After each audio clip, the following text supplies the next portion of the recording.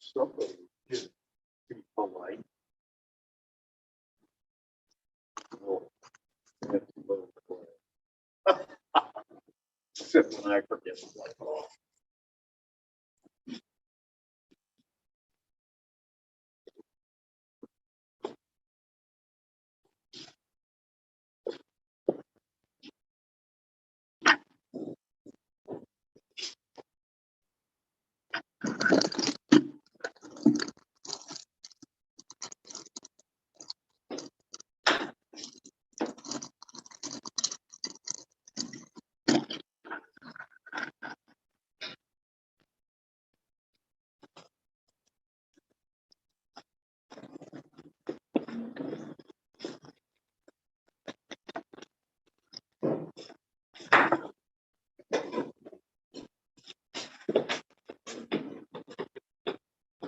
Hi. Hello, everybody else who hasn't said hello to you. Hello.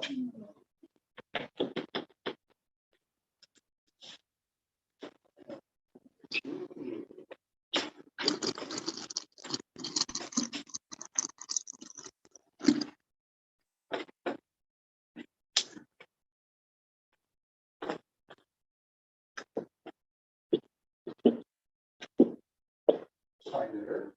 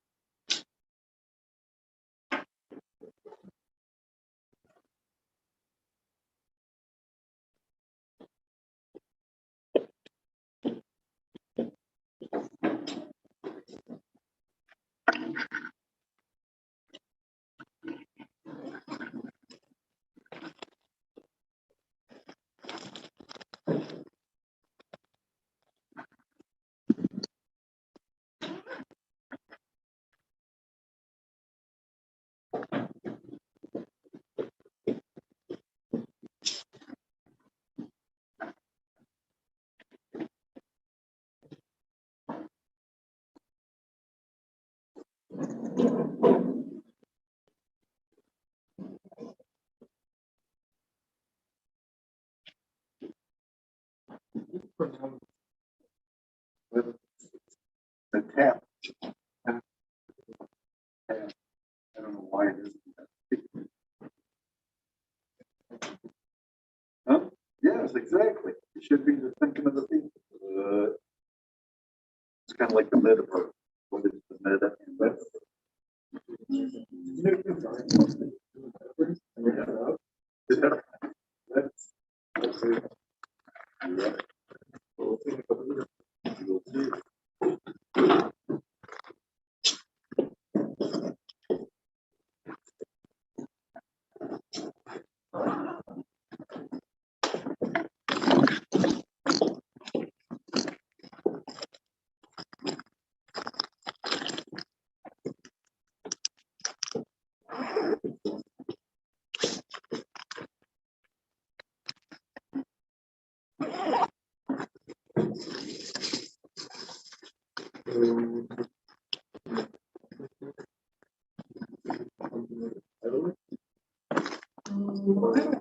So I think it's more of a common mix up of some words or sound sequence. Like little kids. My little sister always called it spaghetti. A lot of kids have called spaghetti spaghetti. Hi. So that would be an example. And I've got a couple more that we'll talk about.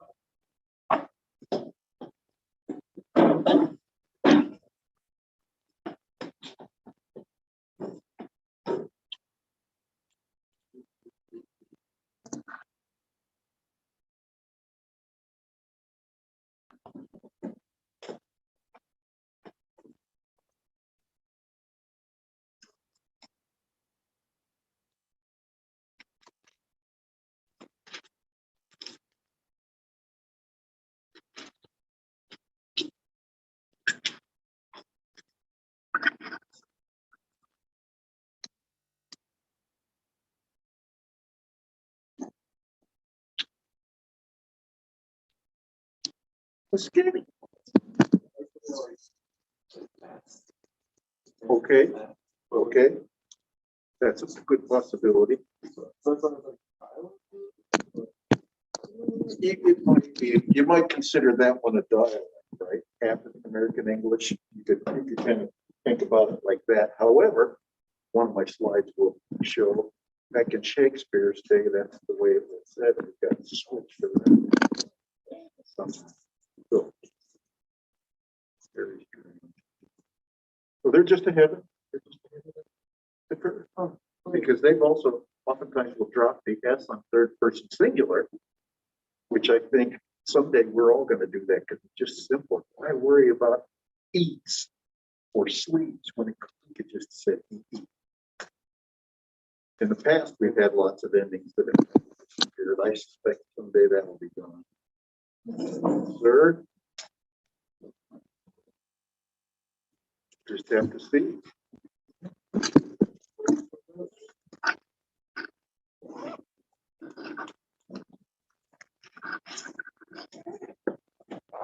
Okay, well, I don't know. Let's see.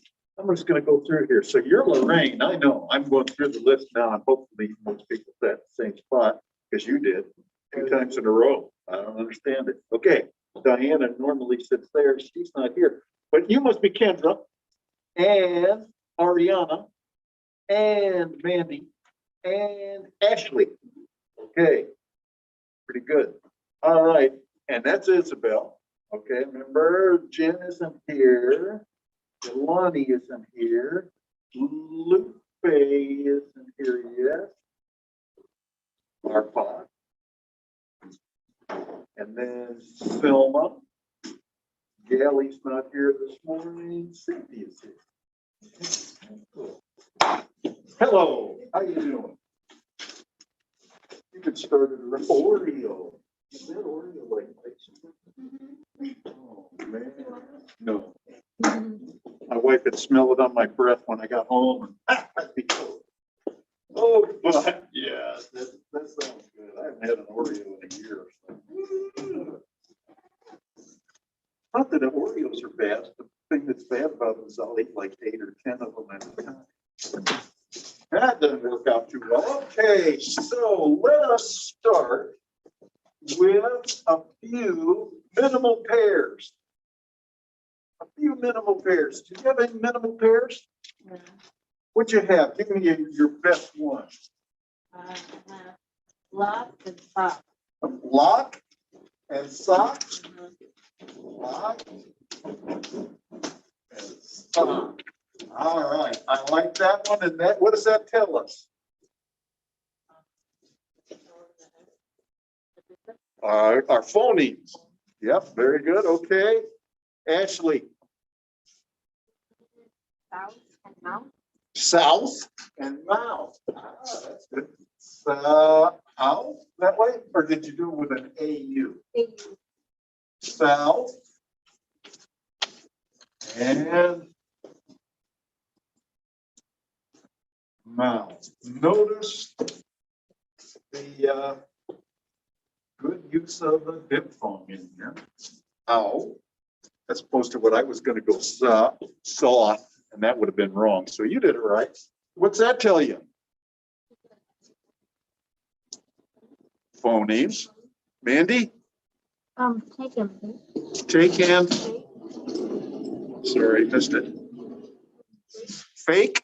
As in fake news? Take news and fake news? Sweet. All right, so we probably got something again like that. Is that how you did it? And great. So take and fake tells us what? The T and F are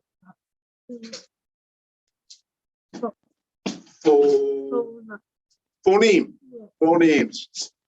I did flight and fly. Flight and fly. Flight and fly. Oh, flight and fly.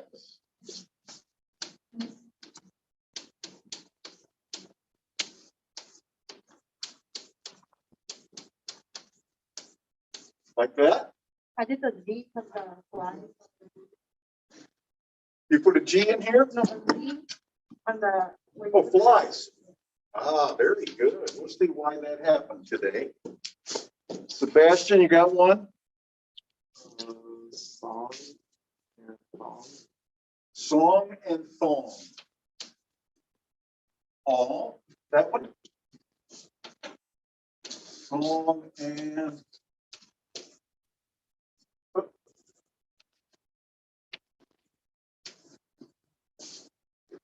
That's very good.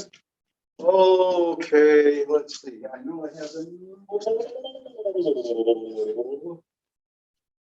It's Kendra. Kendra, we haven't heard from you yet. So, you know what I'm going to do? Just scratch.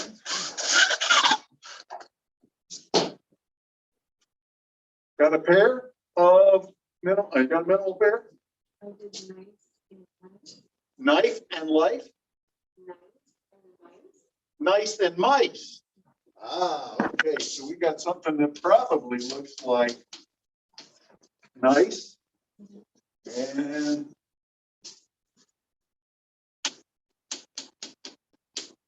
mice. Is that the way you got it? What's that tell us?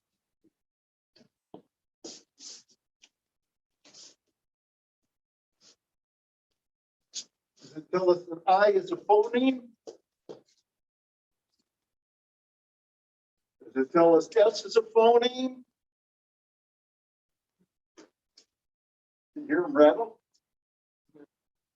What does it tell us? M and N are phonemes because they contrast, right? They give us different words. Great. So I'm going to stop there, but that's, you gave me a bunch of good ones. Remember that you write it up as we did up here with slashes around it, NIPA, and you're looking for one single difference in the sounds. Just one, right? If you got two, we're lost. It doesn't tell us anything. Anybody have one that they created that they wonder about? Everybody feeling fairly good on this one? Okay, very good. So if I said something like this, and like that.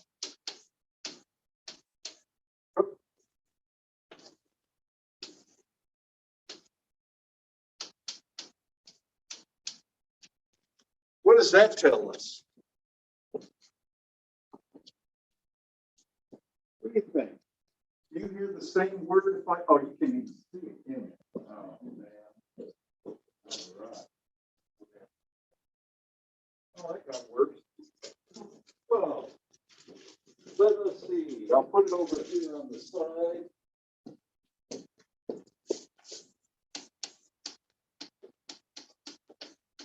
That one, oops. Versus. In English, I've got the word pit and I've got pit. Pit and pit. Pit and pit. Any difference in the word? I don't think. I'm trying to keep the I pretty much the same. Pit and pit. Pit and pit. Do you still hear the word pit?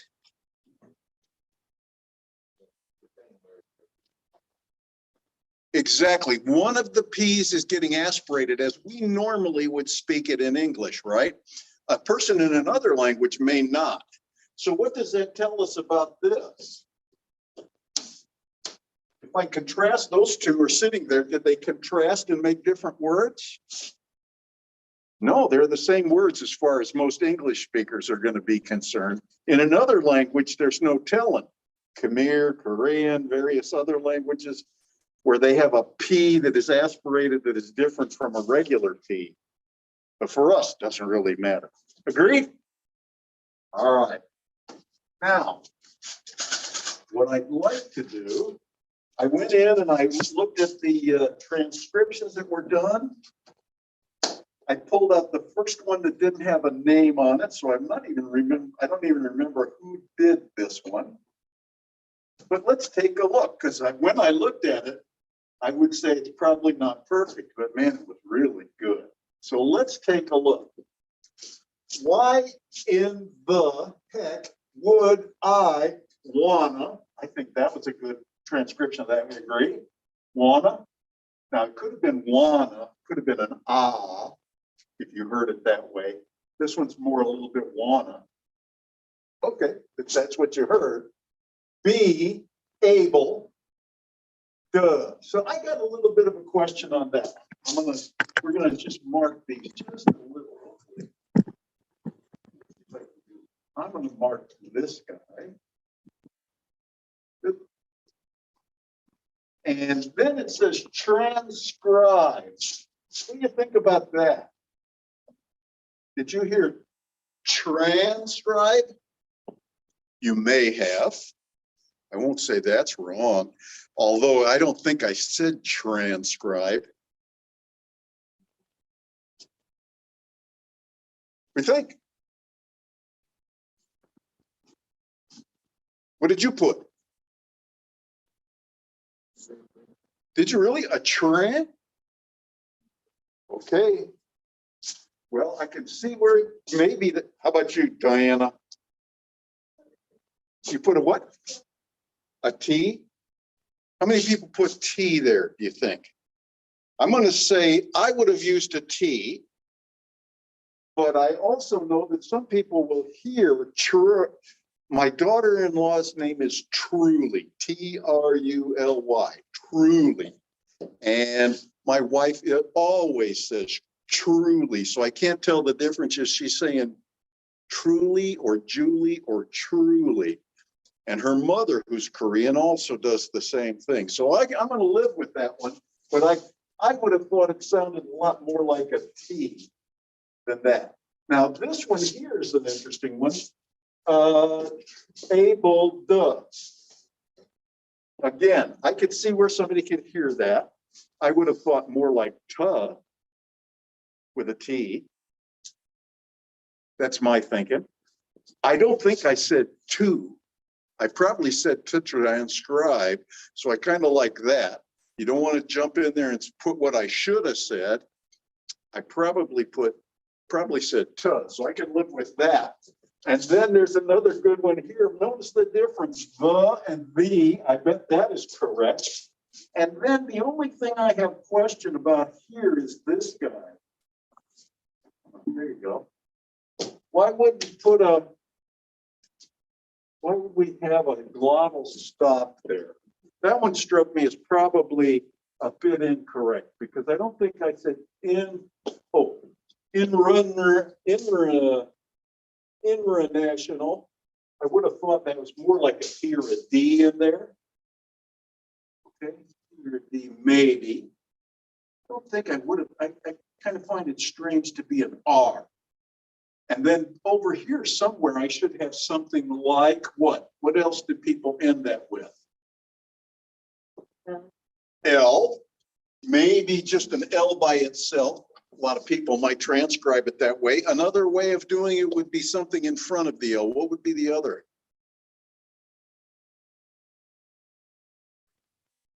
I'm sorry? Parenthesis? No, I don't think, no, I wouldn't put that. I might put the schwa in there, and so it's international. If I were a person who was looking at this, and I know what it was somebody might say international, but I don't think most of us probably wouldn't say international. It'd probably come out more like international. Phonetic. Here's an interesting one. I bet you that's correct. I bet you it does sound more like a D than a T. And alphabet, that looks perfect. And then I come down here, cuz. Now, in this case, I remember I said cuz because I did it on purpose to just say cuz. So this should have stayed as cuz, not because. Because I expect to become a teacher and I may find this knowledge, perfect, that's a really knowledge, good, helpful, for you? Yeah, I might not have, I might probably have just used an O there, for, because, you know, foyer sounds a little different, and it actually gets to the point of sounding like the word foyer. but I probably would have used for just an O there, my students. Now, some people may have thought of that with a T, or they might have thought it without a T, but these two should match if you're doing a spelling of exactly what you hear and you didn't hear this T, which is perfectly valid. I might have left it out, but these two should match, really, much like these two should match. Okay, and even perhaps this foyer and that for might have been better off to match. But very well done. Additionally, the state of Illinois Board of Education, that J sound, education, because I probably didn't say education. I'm pretty sure I said education. Education says I need it for my ESL. Notice that. Spelled it out phonetically, didn't just put in the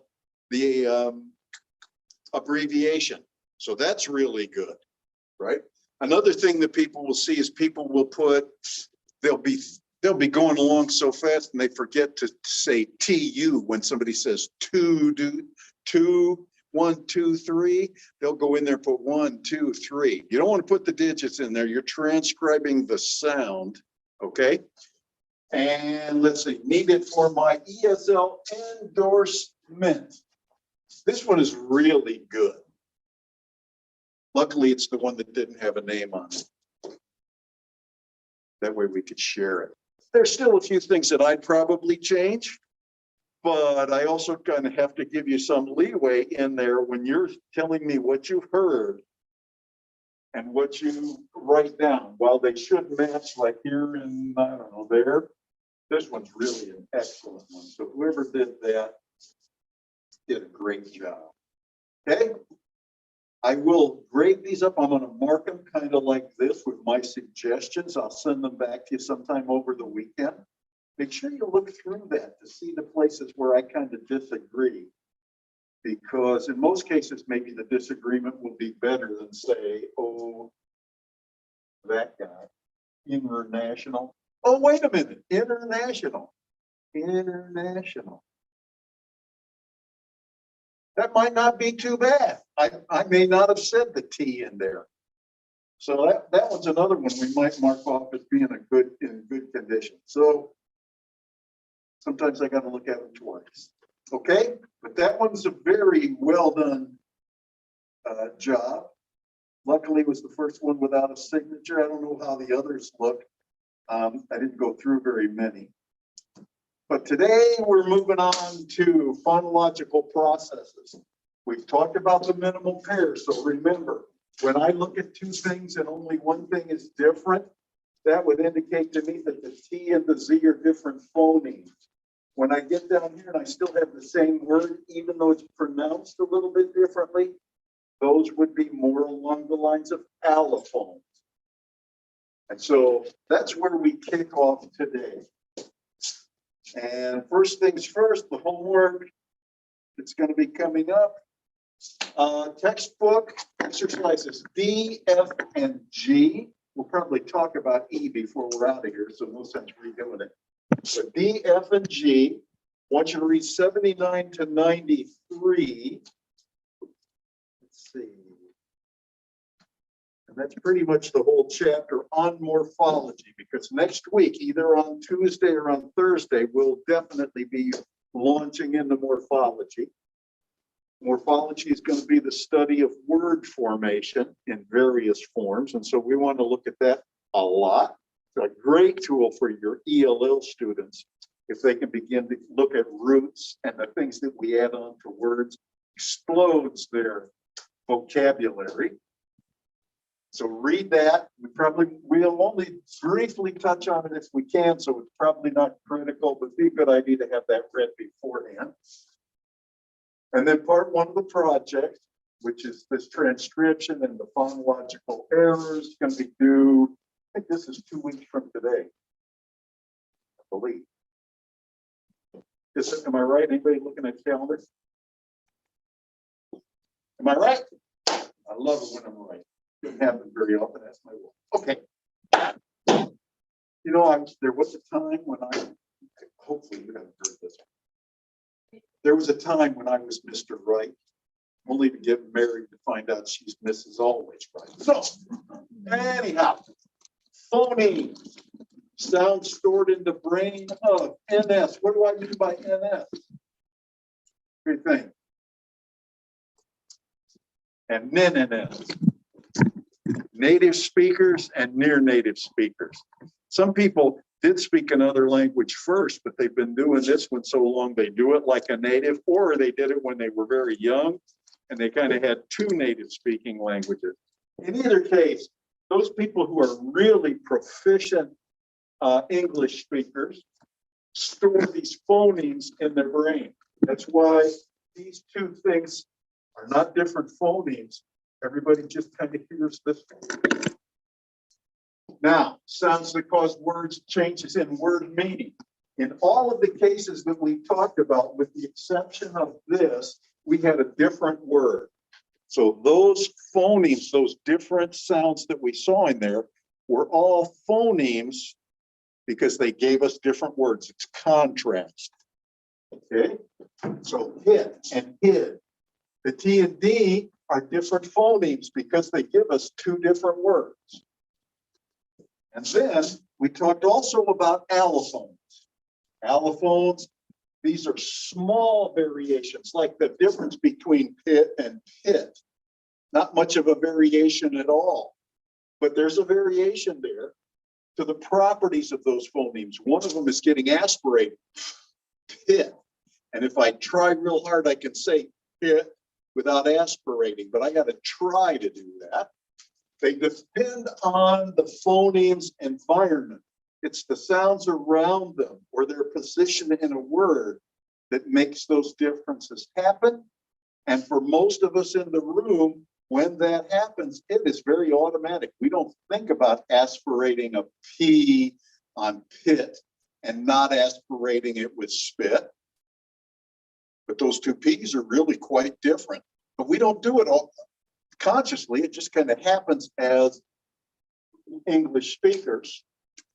And it happens because where it happens in the word. And it may be largely unnoticeable. So many of these things that we've talked about like this, probably never heard of, never even thought of, unless you come from a different language or you studied a different language where it did make a difference. So we oftentimes will go unnoticed. I'm 54 years old or something like that before I even realized there is such a thing. Allophones don't change the meaning. Pit and pit, same word as far as we're concerned. That's what we call free variation in a word, or won't be found in the same place as another allophone, kind of like the alveolar flap we talked about. Happens on some words with T in the middle or D in the middle, but only in certain cases. We're going to look at what the difference there is. That's called complementary distribution. So the TH and the alveolar flap are allophones of T in the word Tim and the word butter. We didn't really say butter, and I didn't say butter. It's butter. And you'll see where that difference shows up as we get into some of the slides. Okay? Now, I asked you to make sure that you kind of went over these again, and you're going to want to go over some more till you really get it down. Well, remember that we're going to put phonemes in between slashes. So when you're doing part one of the project, you're going to put it inside slashes. So you don't have to worry about whether somebody said a flap or somebody had an aspirated P. You don't need to document it at that level of detail. The fact that they have a T or a D, and the fact that they have a P is enough. You don't have to give me all the other possible little variations. We're talking about phonemes. We put it inside slashes for phonemes, inside square brackets for allophones. This is called the phonemic transcription. So you remember, it's only the phonemes. This is phonetic. This is where we actually pick up the allophones. Alveolar flap and the glottal stop we saw. A superscripted H next to a phoneme, or well, next to some kind of a symbol, makes it an aspirated version of that symbol, like P and T and K is very common. If you find a colon, the two dots after a symbol, it means that it's expanded it, it's made it longer. In English, that only seems to happen with vowels. In other languages, it actually happens with consonants and vowels. And then here, this one, we won't see this one very much, but since I showed it to you with something like popcorn, where we don't really finish that P, that's called an unreleased sound. And then nasalization, if you ever spoke French or you ever thought about speaking French, you'll know that the word for good is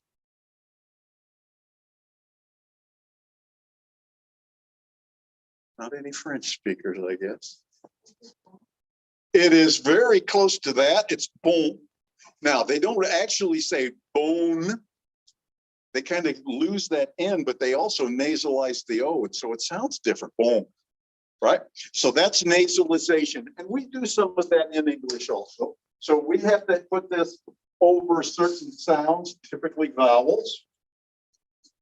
And then what we're going to do is we're going to say this is when we actually lay out a formula for that change. We're going to say, well, this becomes, that's with the arrow, something in here. Typically, it'll be inside brackets.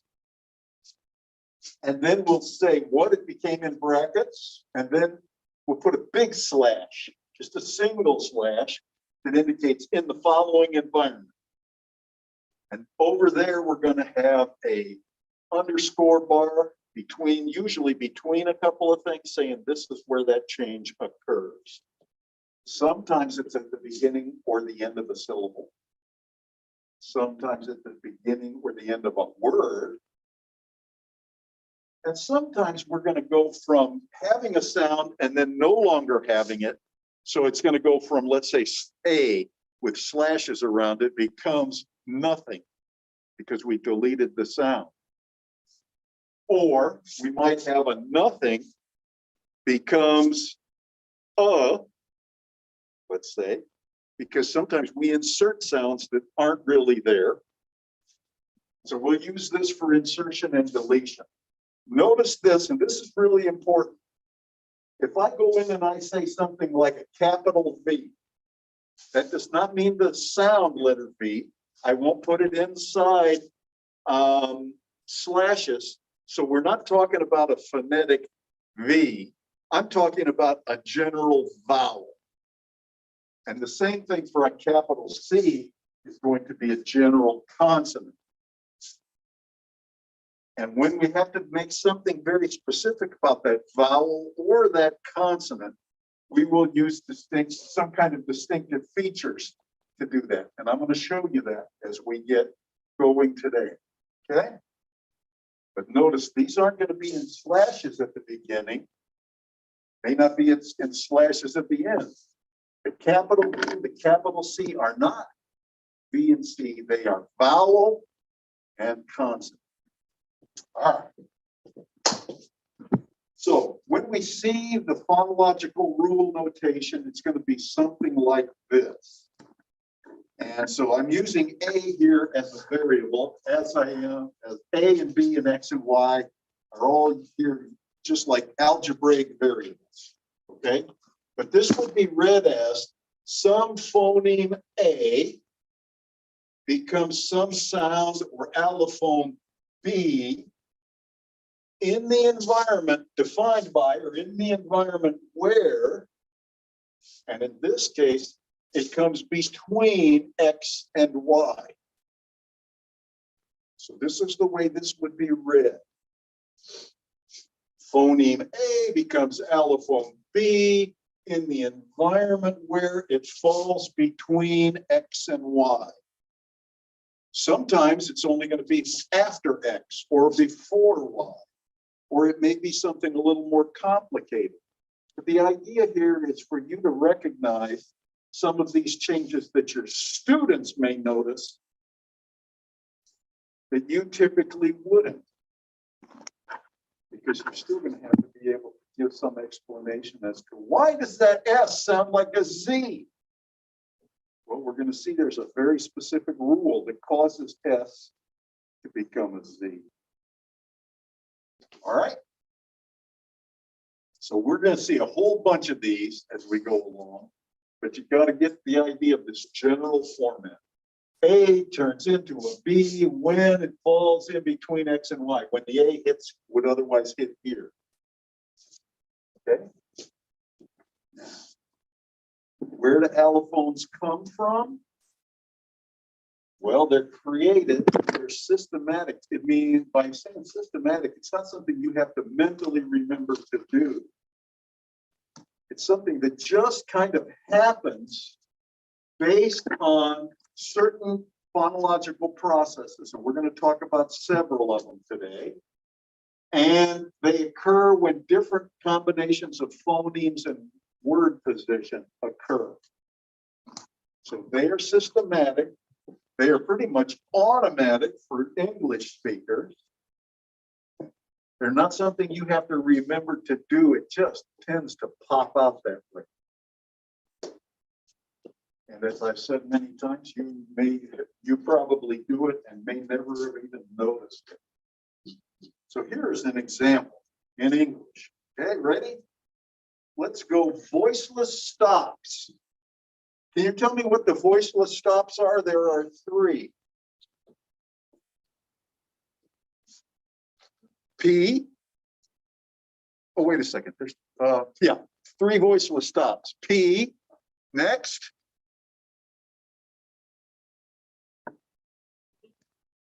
B's got a voice though. P is voiceless. What's the next one? No, that's not a stop. T is the next one. You look at that chart on page 107, I think. P is a voiceless stop. T is a voiceless stop.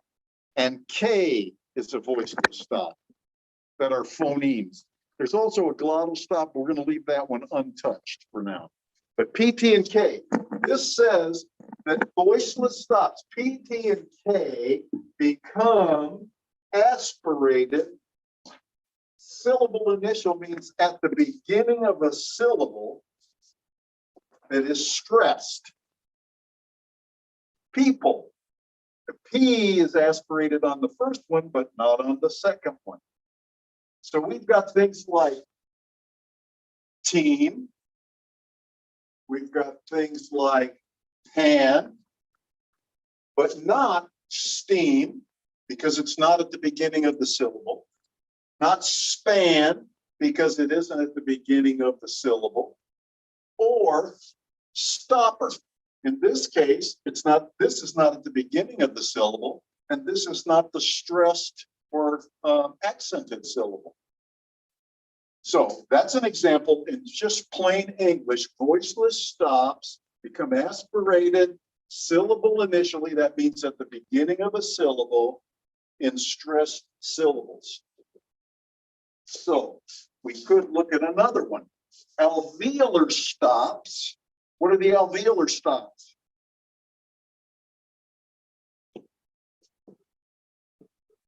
Lorraine, what do we got for alveolar stops? One more page. You got it. Alveolar stops. T and D. Very good. Alveolar stops become alveolar flaps. You remember the cane?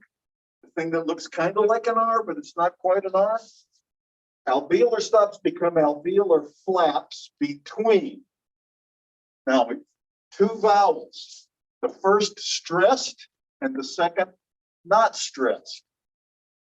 By vowels and the syllable, when a syllable is stressed, the thing that actually makes it stressed is the vowel. It's the vowel that increases the pitch, the length, and the volume. Okay, so when I say between two vowels, or I say a stressed syllable, it's really going to be the vowel that causes it. So in this case, I've got the word butter. Butter. We've used this one example many times. I don't say butter. Butter. I don't say sweetie. All right. Say sputter or sweetie, but it doesn't change. Notice this one in baton. That's still a T. That's clearly a T. Why? Why did it change here, butter, but over here it did not? Well, because the first vowel in butter is in the stressed position, and this one is not. But over here, this is an unstressed, and this is the stressed vowel. So you don't see it very often, but button, button would be like butter, but baton has a different accent pattern, and so we kept the T. Okay. 1/3 one, vowels lengthen before voiced consonants. So in the word steam, but not in the word stiff. Steep. I'm sorry, steep and stiff. Sorry, steep, steep. Here's a good way to hear the difference. You can say this when you're sales and you'll get it. Say the word coat. C-O-A-T. Coat. Coat. Now say the word code. C-O-D-E. Code. Coat. Code. Coat. Code. You should perceive a little bit longer O sound. It lasts longer because T is a voiceless consonant, so it stays short, coat. And D is a voiced consonant, so it extends, code. The same thing would happen with steam and steep. Steam and steep. I'm not doing it on purpose. It just naturally sounds a little bit longer. Steam, steep. Code, code. And this happens all the time, and we don't even think about it, but it does happen. So this is, all three of these are things that were talked about in the book. They were giving you examples. Flapping. They called this one flapping. They called this one vowel lengthening. And they called this one aspiration. Now, those are three that we could talk about all day long, and we could see how it happens. But where does it come from? Okay, now here's one, and I've said this one already. The phoneme 1 becomes the allophone 2 in the environment where some relationship between 3 and 4. In this case, in between 3 and 4 would be what that one would indicate. And we will see a few more. We're going to actually see what these look like as we go along. But that's the general form. Phoneme 1 becomes something 2 in the environment of elements 3 and 4. Sometimes only 3, sometimes only 4. Okay, so we've got some general processes that are going on in our speech. These are the result of these processes, but let's take a look at them directly. First, we have assimilation. It didn't talk very much about assimilation in your book, as far as I recall. So assimilation is what happens when a sound change occurs. It's a sound change process that causes the features of one element to change to match the features of another that precedes it or follows it. Essentially, a sound changes due to what's in front of it or what is in back of it. Not usually both, but it could go either direction. Okay, so a sound change that occurs because it becomes more like the sound in front of it or more like the sound behind it. Okay, now let's see, do I have some examples? Regressively, don't worry about regressive and progressive. You don't need to worry about the words, but I said becomes more like a following sound. So O becomes a nasalized O. Look at that. There's a phoneme O, becomes a nasalized O in the environment where it comes before N, M, or I could have said, we could have made that to be plus nasal, would have been fine. All we would have had to do is put plus nasal there because that would have covered all three. But the idea here is, if you say onion, onion, you get a little bit of nasalization, not as much as you would in French, but you can hear it. Pin, pin, same thing happens there. Okay, so O, in this case, O becomes nasalized. The other vowels do the same thing. Okay, now that's an example of assimilation. Progressive is where we have one sound changing more like the preceding sound. Here's where that Z and S happens all the time. The Z is actually the most common plural sound. The most common is not S. Most of the time, it sounds like a Z. And the reason, and it basically is going like this. Cats becomes, let's see, yeah, cats becomes cats. Cat Z becomes cat S, the S sound, in the environment where, and it's going to be after a voiced sound. I didn't write out the whole rule, but if S comes after a voiced sound, it changes to a Z. If it stays behind most voiceless sounds, it remains as an S. Here's the example. Back, the word back ends with a K, which is voiceless. And so if I have two backs, but if I take the word bag, that ends in a G, which is a voiced consonant. And this S becomes sounding like the Z, bags, bags. I don't do it on purpose. I didn't even realize that it happened, but it does. So those are a couple of examples of assimilation. In this case, the O becomes more like the sound behind it. And in this case, the Z becomes more like the sound in front of it. And it changes to an S. Okay. So let's take a look at an example. Here's an interesting one. I'm going to say the phoneme pair in, in, makes a is used to make a word opposite, like incomplete or inefficient, etc. Sometimes it's im, as in impossible or impotent or immoral. Okay. Sometimes it changes over to the IM. What is going on? I've got inappropriate, but I've got impossible. I've got indirect, but I've got imbalance. Impotent, involuntary, but improbable or immaterial. Intransigent, immature, indecent, and immoral. What's happening? Well, the first thing you want to know is, what are we really looking for? We're trying to figure out what's going on. So why is the in this case, I've told you what's happening, in changing to M?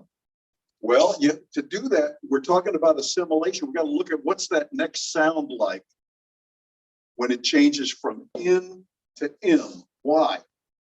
Well, notice what happened. I've got a P here, an A here, it stayed N. Here it changes to an M, P. Here it stayed as an N. Here it changes to an M, followed by a B. M and P and V stayed the same. MP, MM, and T stayed the same. IMM, indecent, immoral. What's going on? It's yes. Exactly correct. That is exactly what's happening. We don't say improbable, we say improbable. And it seems to be, now we've got different words, quite literally. But we started off with this prefix somewhere back in the past. And we have now gotten to the point where it assimilates and it goes from the alveolar nasal to the bilabial nasal when it occurs in front of a bilabial sound. That could be the M, or it could be a B or a P, but it happens a lot. You go out and find me an N followed by P, M, or N, and I'll have to change this slide. But that's why it's going on, okay? I can't think of an INP word where we're actually using in as a prefix. Okay, very good. So you can believe me or not. What the heck, believe me, why not? And then N is becoming M to be like the bilabial that follows it. P, B, and M. Now, it doesn't always happen. There is the word input, okay? Input, like a computer word, which in this case is not the negation prefix, it's just part of the word. But think about how many people still say input. So I say input because it's just kind of rolls off your tongue nicely and easily that way. To say input or improper takes a lot more effort. Okay, we good? You got the idea of assimilation?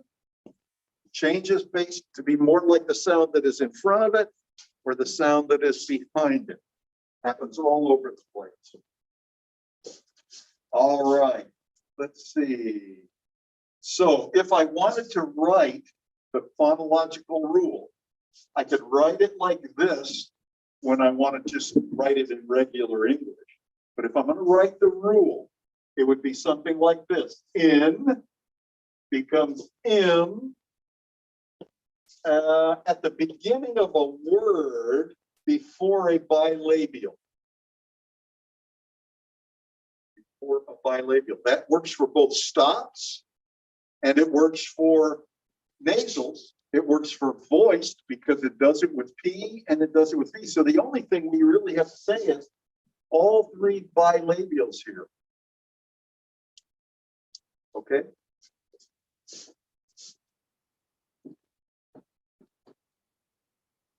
Are you all excited to know that you assimilate all the time? Gally, you're just freaking out about this, right? Okay. As long as I got somebody freaking out, it's okay. Deletion. Here's another thing that we very frequently do. When we did, whoever did the transcription, I hope you don't mind I'm taking my mask off, but I can't talk too loud with it on. We came to the conclusion international was okay, right?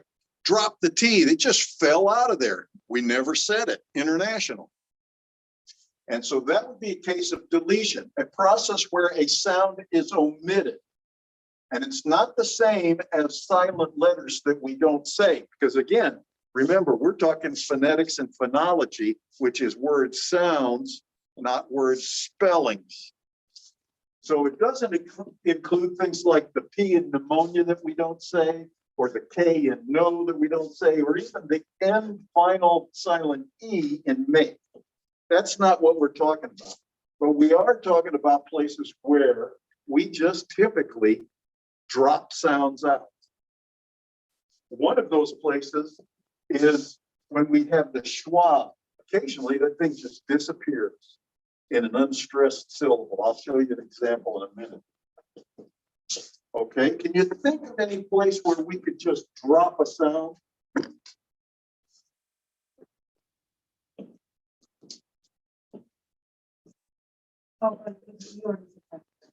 Oh yeah, right. No, not silent spelling letters. Here's a couple of examples. I think you'll recognize these. Now, one of them, I bet you'll recognize. The other two, maybe not. Hand me.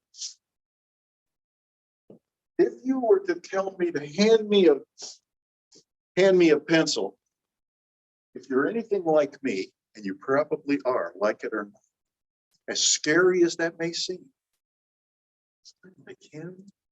Anyway, we oftentimes will drop that D. That D just goes away. Hand me that. Hand me your notebook. I'm not saying hand me your cell phone. I'm going to say hand me. And that D, you hear it? Hand me? You hear the D in there? No, it's kind of just gone. And this happens quite regularly. Another place is sandwich. How do you say sandwich? Ashley, how do you say sandwich? Yeah, yours probably speak Spanish too, so it doesn't count. How do you say sandwich, Selma? Oh no! Does anybody in here say sandwich like me? Anybody else? Okay, there we go. Sandwich. I don't say sandwich. I think I'm going to go down to McDonald's and get a sandwich. No, let's say sandwich. But you guys with good diction probably say the D. But people like me oftentimes drop that out. And then there's the word family. Family. I'm going to go see my family. I don't say family in regular speech. That whole comes out of there, or the the family, which would never be ib in my speech anyway. But it's gone, family. How's your family? I ask people that all the time. Everybody knows what I mean, even though I dropped that E out of the middle. Family.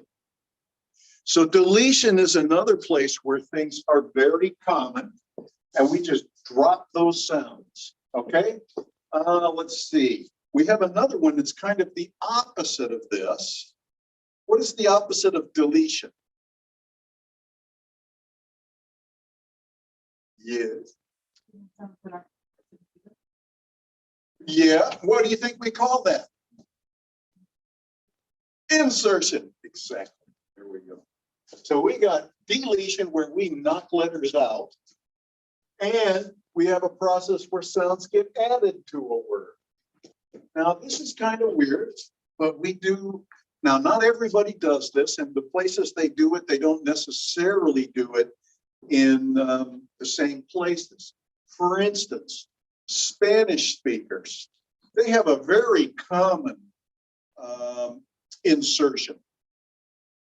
That it happens all the time, particularly those who grew up speaking Spanish all the time. What is that very common insertion?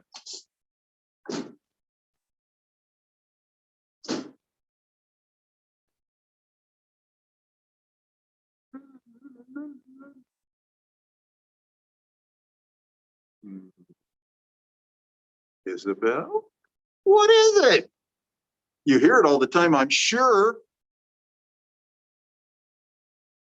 Kendra? What is it?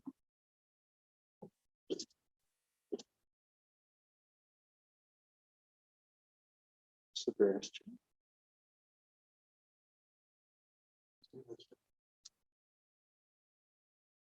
You either? Uh-huh. If you go to the bar and you get Modelo, you go, I want Modelo Especial. I don't like, I like Negro. We'll skip that part. I don't like Especial. Yes. But there's the hint. Oh, come on. Do you know? Yes. It's the eh. Is it not? Don't they say as school, as special? We say it with especially, that we got it, now we've picked that up, but the eh sound is very common when you talk to Spanish speakers. Estúpido, not you, just an example, but it's another one of those words where when they have S and and one of the stops coming together, they change it. Especial, not special. They as school, as stupid, as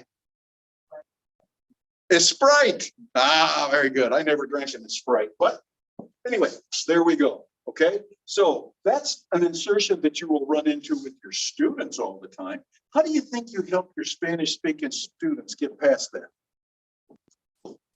I have worked on this with my Spanish speaking students. How do you think you get by it? Here's just a little hint. Get them to just start with s, because there's plenty of words that start with the s sound that don't get an S in it, like cielo and what else? Most of them, say, saber, sepa, all very, very, they start with an S.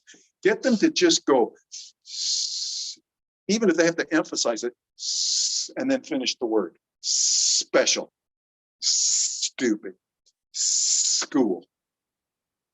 They can actually helps them overcome putting that thing in there, which they very naturally do, because in Spanish, they aren't going to hit those S combinations at the front in native Spanish. Okay, here's some other ones that happen.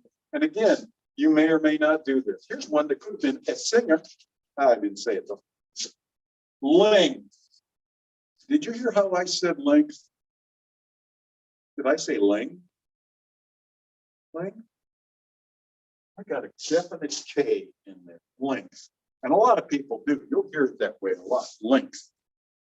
There's no K in there, but it gets inserted frequently enough. Some people say singer, not very many. But of course, if we were to say finger, we would have to do finger. But some people will insert that G in there and they will say singer, which sounds a little strange to most of us, but it's another insertion. If you get into students who are Korean or Japanese, they don't do very well with fricatives at the end of their words, like ch or s, and they end up putting an sound on the end. They can't just say bus very easily.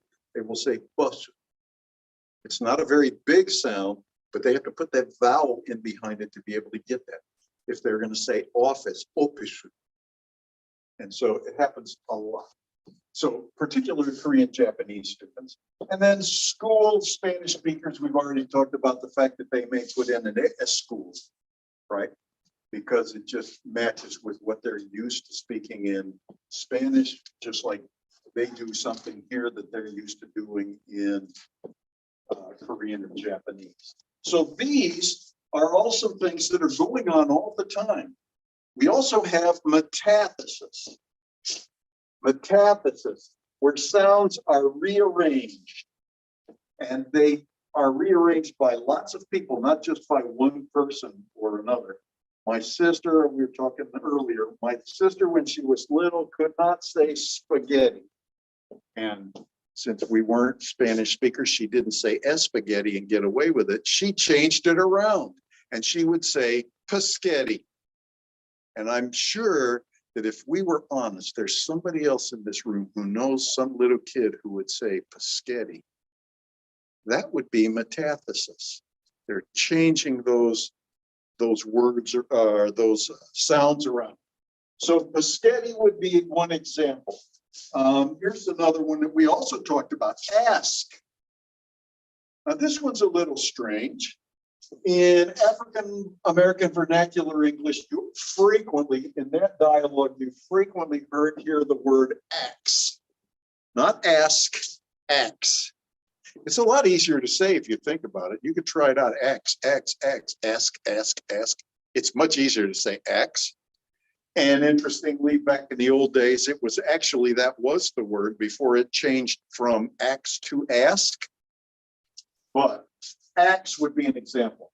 Another historical example, we have three, which means three, thrice, which is three times, like twice, and thrid. Well, we don't have thrid anymore. Somewhere along the line, it is changed over to third, right? That was another case of metathesis historically. Now we're used to it. And if we were to sit around and say first, second, and thrid, well, then we'd be suffering from metathesis at that point, right? Because the word has changed to be this one. Modern day example, Wednesday. Now this one, depending on how you say it, could be deletion or it could be metathesis. I feel like when I say Wednesday, I feel a D going between the N to the Z in Wednesday, Wednesday. I feel a D. That you might call as in, you could call that metathesis. I've changed what should be Wednesday to Wednesday. That's where I switched those around, right? Other people would say, no, that's really deletion. It's just kind of Wednesday. The D is gone, right? But you typically will not hear people say something like Wednesday. I say Wednesday. I swear that's what it sounds like to me. Wednesday, but other people would just say when, W-E-N-C-E. Okay. So that one could be one of many. Here's my favorite though. How do you go, when you go to the doctor and you're sick, what does the doctor give you to go to take to the drugstore? Huh? Prescription. Yeah. What does he give you? Prescription? What's he give you? Huh? Yes. How many people here don't say prescription? That's the word, right? Prescription. How many of you say prescription? Go ahead, raise your hand and be proud. You got to raise your hand because you did it. You don't get to be proud because you said it correctly. But for all of us who mispronounce it all the time, prescription. Doctor never gave me a prescription in my life. It's always been a prescription. Okay, so there's the idea. Prescription should be prescription. It changes for me to be prescription. And I know an awful lot of people who say it that way. I think they may say it that way because I think it's easier to go per than it is to go pro. But there are all the people, the good people in the world who say it correctly. And there are bad people like me who teach English. Okay. Got the idea? So we've talked about assimilation. It changes to be like one of the sounds around it. We may have deletion where a sound just falls out. We've got places where different people just insert extra sounds that aren't really there. And now we've got metathesis where we kind of spin things around. So when you get ready to be working on your first part of the project, you're going to have to be telling me about some phonological errors or deviations that your speaker comes up with. Okay, that's going to be part of it. You're going to give it to me in a regular English. Tell me, well, you know, this person oftentimes puts in an E in front of SK, SP, and ST. Right? If that's the case, you're going to give it to me in regular English, and then you're going to have to write up something like this. Now, since these are really idiosyncratic based on the person that you're listening to, I can be pretty flexible here. But you're going to be going over here and you're going to tell me what you would expect to hear. I would expect to hear the word school, or maybe I would expect to hear the sound SK together. And it changes to ESK or S school, right? That's one example. So you can put that in here in IPA, in the environment where, and then over here, when it happens. Now, particularly with your listener, you may find that he does it all the time. And in that case, I will let you write in there, does it all the time, right? Instead of trying to come up with X and underbar and Y, syllable in, and word. If it's clear that he does it all the time, just put all the time. If not, if I'm listening to it and I hear places where he does it, you should tell me when he does it and when he doesn't. Okay? All right. But you're going to be doing some of those. Now, let's try a little bit here. We're going to go with T becomes the flat when it follows a stressed vowel and precedes an unstressed vowel. So we'll go in there and we'll do something like this. The phoneme T, you see it, becomes, you see it? Phoneme T becomes this allophone, the alveolar flap. T becomes an alveolar flap in the environment where I've got a stressed vowel. And then followed by, and then it would go in here. And then followed by an unstressed vowel. Okay, you see it? You stop and tell me, no, I don't see it. You're driving me crazy. Maureen, what do you think? You got it? Okay. So in this case, it's pretty straightforward. Different ways of marking a stressed vowel. You could put an accent mark over it if you wanted to. Sometimes I just do it that way, and I have V with an accent. How do you know that I'm talking about a vowel there and not the letter V? It's capital and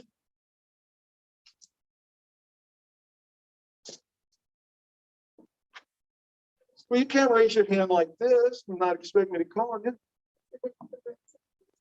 Doesn't have any slashes. Exactly right. Right? So it is a capital B. If I put a capital C there with no slashes, you know I was talking about a consonant. Now, in English, this is T becomes aspirated. Because that's what that H meant, right? T becomes aspirated when it is at the beginning of a syllable and before a stressed vowel. Oh, I actually left something out of here. I should have actually put a dollar sign there. The T becomes aspirated when it's at the beginning of a syllable before a stressed vowel. Now, interestingly, that's how we would probably write it. Oh, what do you know? I did it right there. T, aspirated environment where beginning of the syllable and the vowel is stressed.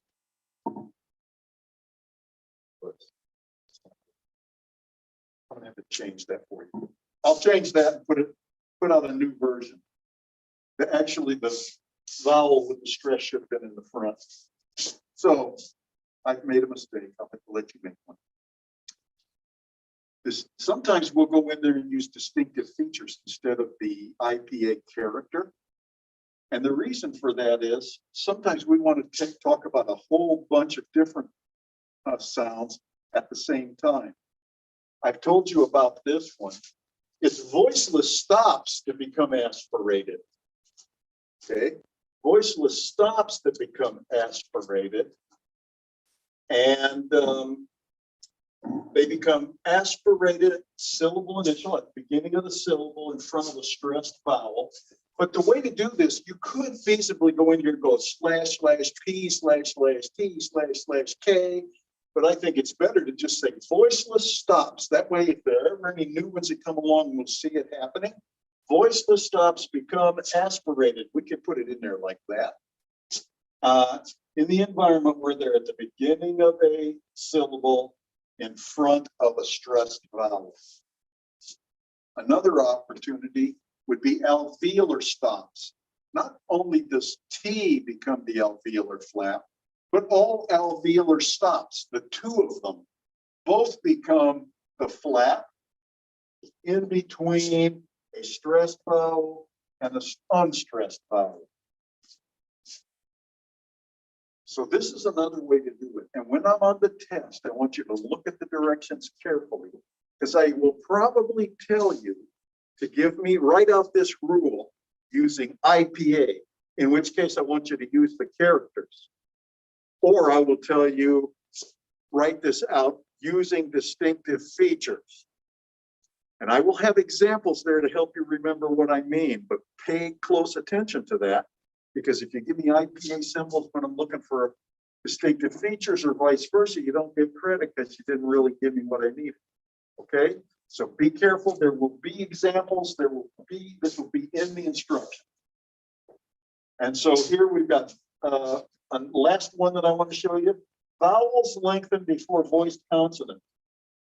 A V, capital V, no slashes, becomes basically the same thing, only longer in the environment where it comes in front of a voiced consonant. So when I talked about coat being short and code being long, naturally, without having to do it on purpose, T is voiceless, so it doesn't happen. D is voiced, so it extends. Code. Okay. Let's see what other examples. Let's take this one. This one should be easy. I have bam, bat, boat, boat, rich, ridge, tack, tag, bet, bed, beg, and beck. Over here, I've got had, hat, rose, and roast, okay? Able, ate, like. This is just ate. This one is like, leak and lead, and rat, and a rot and rod.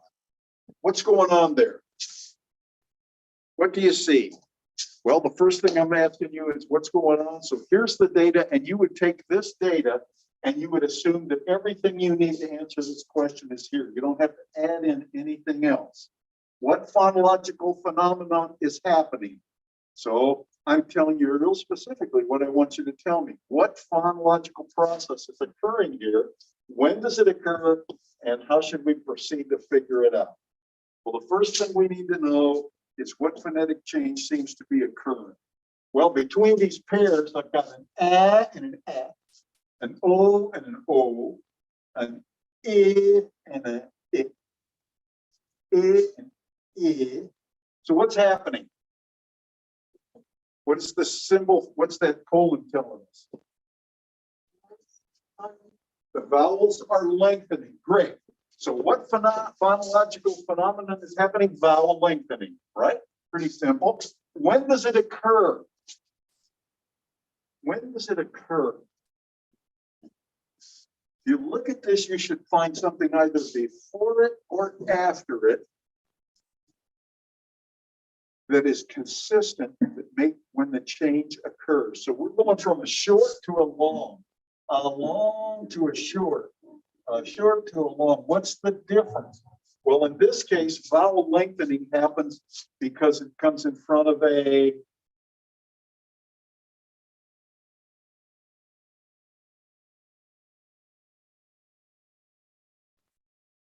I'm smiling under my mask. What's the difference between T and D? They're both alveolar stops, right? What's the difference?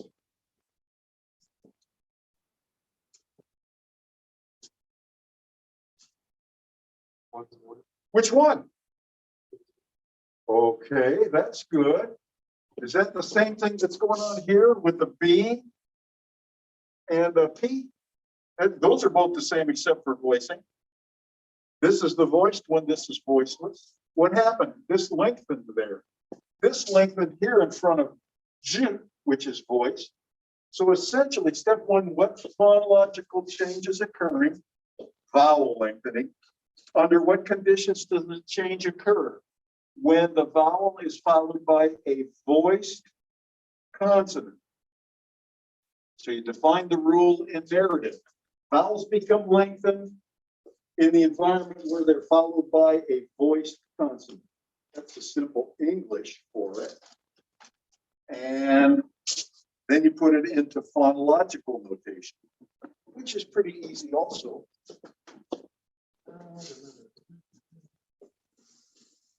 Just write it up.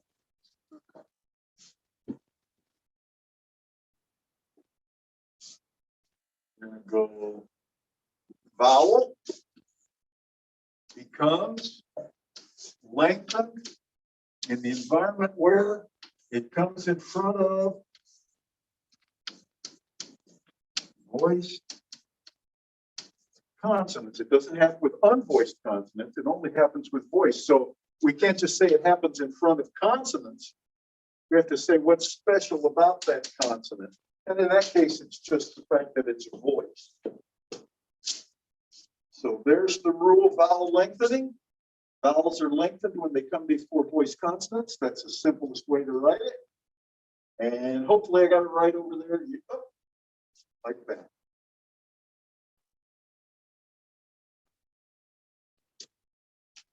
This one you saw before. This was exercise C. This was the one where we were going, ah, e, gog, e, gog, e, gog, e. And the idea was that we move forward when we have a palatalization of the voice velar stops, G and K are palatized. They move forward before front vowels. So the G becomes this in the case where it's in front of a front vowel. We found the same thing happens with K. So if the same thing happens with both G and K, it might be easier to write it this way. Velar stops. We don't care whether it's voiced or not. Just velar stops become, it's moved to the palate. So it's either the J with the cross through it or it's the lowercase c that we don't otherwise use whenever it's a front vowel or a minus back vowel. So those are things that you've seen before. And let's see. E and T, we've talked about that one. One last thing to think about, sometimes something has to happen before something else. Here's an example, sandwich. I say sandwich because I just dropped the D. Other people don't do it that way, but that if we did, it would be D becomes nothing after N, right? And so we do that a lot when we say and instead of and. But how about this one? Sandwich becomes sandwich. You ever hear anybody say sandwich? I certainly do. And then N is becoming an M in front of the W. And then there's those people who are like me in a hurry will say, I want a sandwich. I don't say that, but other people do. Sandwich, where they're deleting two things or they're changing several things around. You just got to look at what's going on. Sometimes multiple rules occur, and in some cases, you have to see one happen before the other. I'll explain this one. Well, actually, you'll have an opportunity to do this one in your exercises, so I'll explain it next week after you've done exercise G. I'm done. Oh, I'm over a minute again. G. Did everybody get their name on the list? Oh, there's good. I hope you all have a good weekend. I'll see you Tuesday.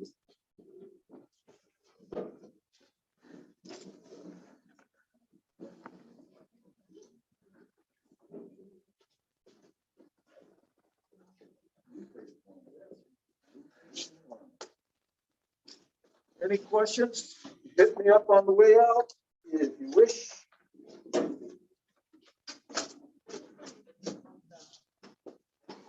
I know. I remembered it was yours after I looked at you. Yes, no, it's fine. It's perfectly fine because it's in your email.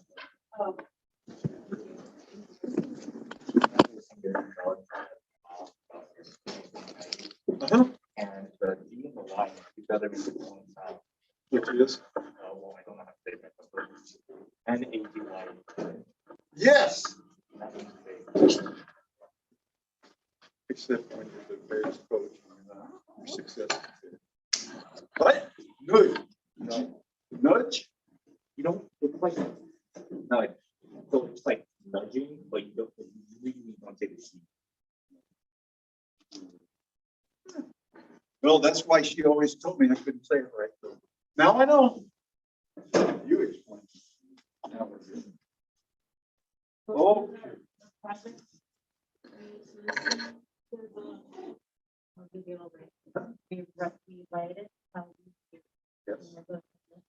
Yes.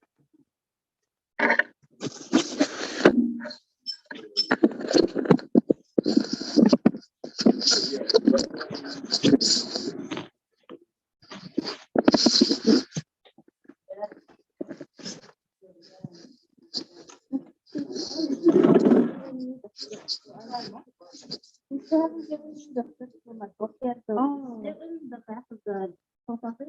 Okay. But I still haven't gotten the. Oh, okay, no problem. There's still like. Yeah. Oh, okay. Yeah, no, I understand.